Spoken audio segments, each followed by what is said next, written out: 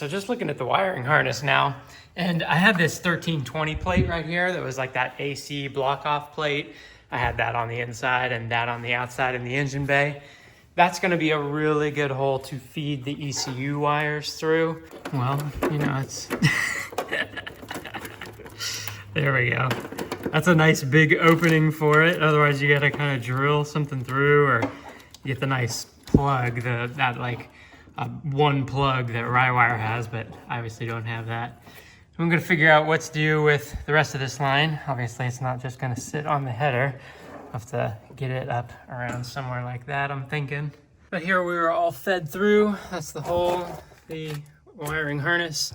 This is all the existing wiring from the car. See my old VTEC from when I had the D16Y8. But there's the KPro, there's the actual KPro, and then here's the conversion harness from hybrid racing. And here is from the engine.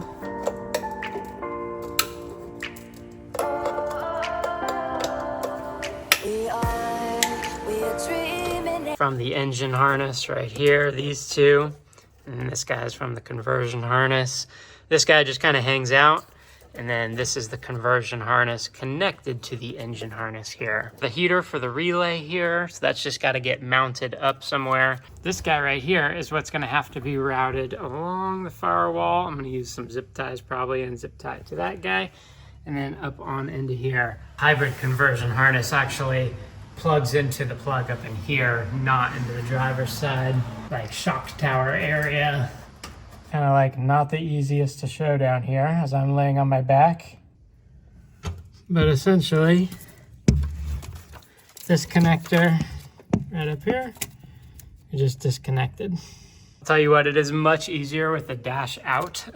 You can see the fuse box right here, and then back in there is where we were kind of working.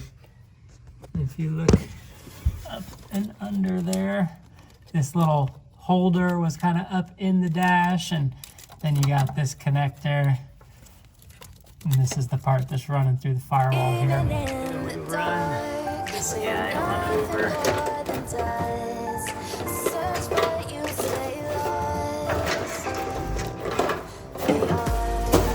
All the wires. It's all the wires, you guys. So this is what I ran over from over there. And this guy. I'm up on into this guy. It was a very satisfying click. And bah, okay, a little bit premature to click that thing in. As I'm looking at it more, it's gonna be in front of the steering column. It wouldn't be able to get up into that loom right there. So I'm gonna redo that real quick. All of this is gonna have to be redone and like put back in a nice way and like all that at some point. But I think for right now, you know, it's just a matter of getting it kind of hooked up. I can always redo these lines once we get it up and running and knowing everything is working. Exactly like this, just kind of run it up over this guy and then behind. Yeah, that's the way. And then this guy can go up over the steering column, and we'll be able to connect it. It's like a maze. It's a maze. Will you survive? Okay. And with that behind everything. Oh yeah, did you hear that click? We're all connecting up under there. You see it's all run behind the wires. See my zip tie holding the cable up in there. You see the wire running along the top. And then I got another zip tie just temporarily for there. And then I'm gonna leave all this loose just for right now until we get that sorted. But at least that's all taken care of. So then we can look at those wires right there. And the way I'm gonna try to fish these wires through is I have my handy dandy clothes hanger poking through.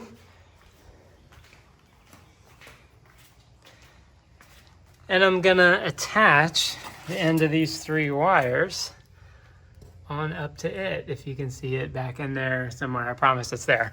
But we need to run these up front because of the brake fluid. That's what one of these is. Coolant, and then fan switch. It is humid. Yes, the hurricane came through earlier in the week. That's what all that stuff is right there behind the car. No, I'm not that messy normally. I like to think I'm pretty organized in general. So I'm gonna do super old school stuff here. I'm gonna attach these wires to the end of this clothes hanger with the tape, like so. That way I have something that's strong and sturdy I can push through the firewall. That's the idea anyway. Alright, and we want to be looking there-ish.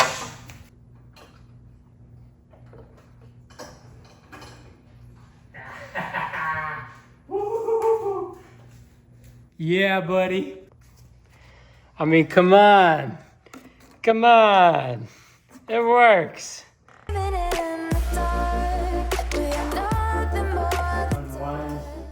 Tape here. I don't want to pull the whole clothes hanger through. 1, 2, 3 wires. Oh yeah. We got plenty of wire, like way too much wire, but you know, that's good. We want a lot, so I can just kind of have it out here, and then there's still a whole tangle of it in here. So we'll just kind of figure out how much we need. Obviously, I'm going to give myself all the slack possible, and then we'll tangle some up in here. I'm just going to use one of these small little zip ties, loosely zip tie it to something up in here. That way we can still pull the slack through easily, but I can get it up out of my way as well. Brand new Denso primary O2. And there's from the wiring harness.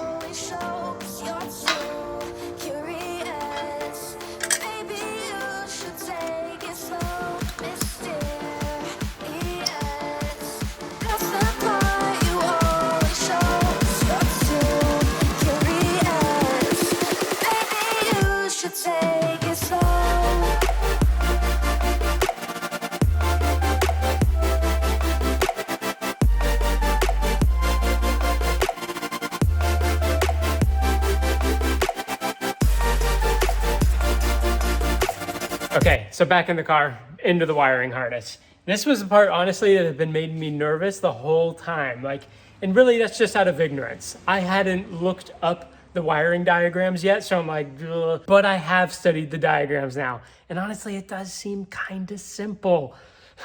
As you guys have already saw, I've already got everything plugged up. The driver's side is all plugged up. The wires are running through the engine bay. Haven't done those just yet. Those wires are still hanging loose over there. But then we have the passenger side wiring. Here's the A connector here. And I'm looking at A7, essentially a green and yellow wire in there. It's about 4 over from the left. It said A7 or A8. If you only have one of them in that slot, then go ahead and use the one that you have. I have the A7 wire, which is the green and yellow, right there. Brown, red, blue, then that one, the 4th one in. I do not have one on the bottom there for A8. So I'm gonna cut that and then splice in the fuel wire, which is the green and yellow here. So here's the A connector on the stock harness. It's a green and yellow wire. It's again A7. Wire cutters. Now we have good access to that wire. I'm gonna strip some of the material back. Plenty of wire there. And the green and yellow on the E connector goes the fuel pump, and it's labeled fuel pump. Probably more wire than I need, but I haven't done this in a minute, so I'm gonna go with a little extra. My D-series harness was so hacked up, man, and I had to solder so many areas. So I got pretty decent at it then, but it's been a while. Okay, so these two should just have to go together here. I got that. I got my soldering gun heating up there. I think I might get my other connections ready and then I'll solder them all. All right, and our next one up is this green Rywire ELD. That's coming out of the conversion harness E connector, which is E15 is the spot. Then we go to the D connector over here, and we find the other green Rywire, which I already sourced. 5 slots in on the bottom of the D connector. I'm sorry, I know the word I used was 5 slots in. What I mean is like reading from left to right, it's 1, 2, 3, 4, 5 in. I'm sure no one is actually following along with this. Probably everybody already knows how to do this, but you know, just in case. And then on the D connector, cutting, and then let's go ahead and strip some of the wire back on this guy with the 0.8. Kind of cutting around it, get that thing nice and loose. Loosen up the grip a little bit on the pliers. That was too much, just a little bit, and then you can pull off the shielding. And the green Rywire. Again, this thing is marked ELD. I know I'm probably, again, cutting too much, but I want a lot of slack here. I'm gonna make sure this thing is soldered really nice. And then we'll electrical tape up over top of it. And here's our last guy here. Green and orange wire back to the A connector. And this one actually controls the check engine light. So here we go. Last one from the E connector. I'm gonna chop this guy and kata. Connecting the last 2, just physically. And again, we'll solder them. 1, 2, and 3 connections. Soldering gun is nice and hot. Some of my wire.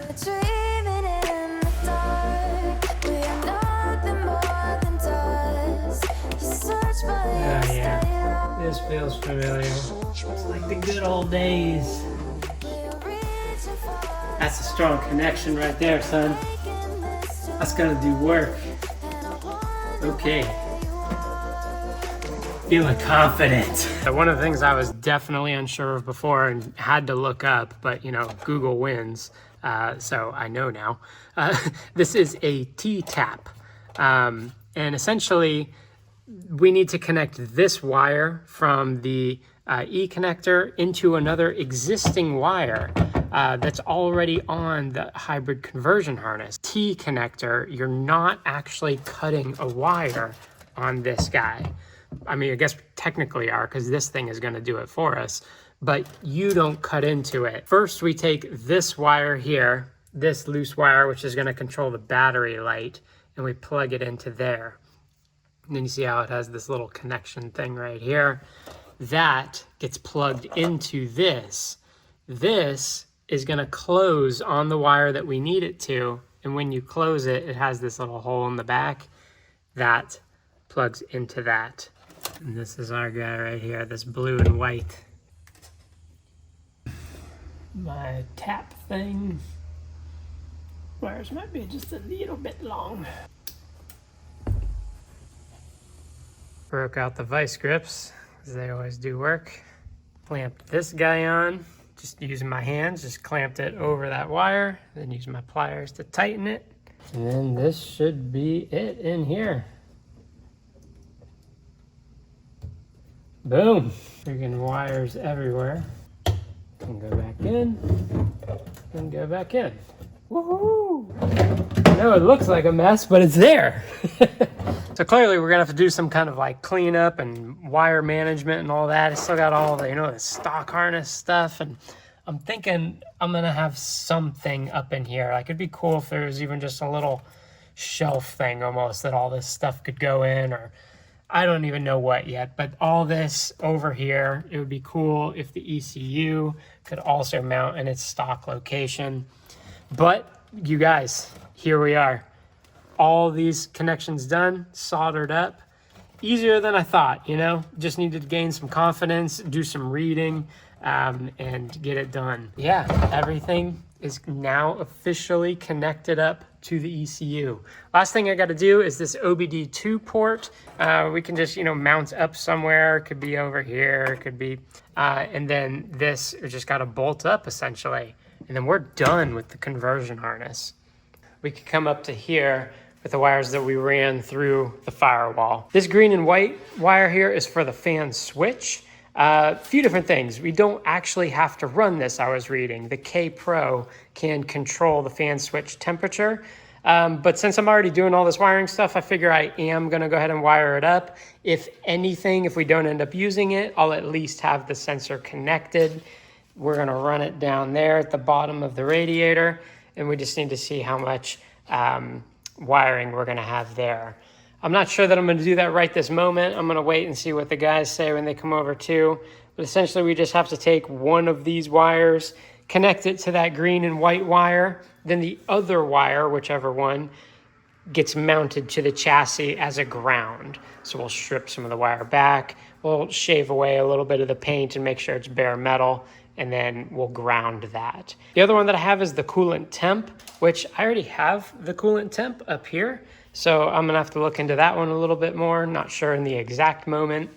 But what I am gonna do right now is take care of the brake reservoir, this green and red striped wire right here. We need to connect this guy to this. The other one is just ground. Let's chop it pretty far down. That way we have some wire to work with here. A little bit of the wire hanging out. I think what I'm gonna do is have just enough of this wire coming in so I can run it down under here, up along this original harness here, and then tap in over here. That way we can at least get a nice, somewhat cleaner look and not just have this random green wire hanging in there.